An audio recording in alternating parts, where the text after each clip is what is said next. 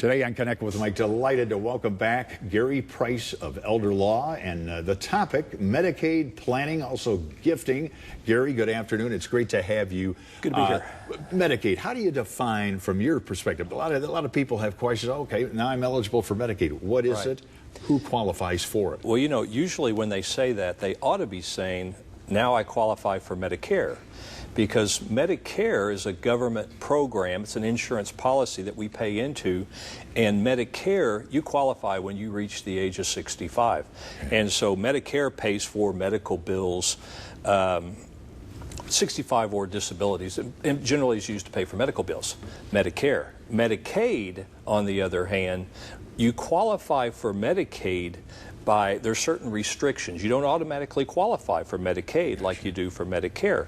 And so there are restrictions with regard to your income. There are restrictions with regard to the total assets that you can own before you qualify for Medicaid. Usually when we talk about Medicaid, we're talking about, most often we're talking about assistance paying for long-term care, nursing home expenses. Now there are in-home services that Medicaid takes care of, but it covers the services that Medicare does not cover. But Medicare does not cover long-term care. Social Security doesn't cover long-term care. Only Medicaid covers. Does. So there's something called Medicaid planning, and that's where you come in, right? You help people.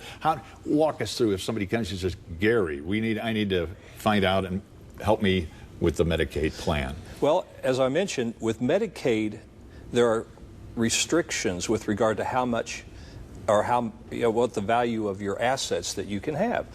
And so what Medicaid planning is about is utilizing tools, incorporating strategies that are available that have been proved by Medicaid that you can use in order to shelter some of your assets and still qualify for Medicaid. So the process that we would go through would be taking an inventory of the assets you own. Actually, specifically, we would look at and take an inventory of the non-exempt Medicaid assets that you own. Certain assets that you own may be exempt.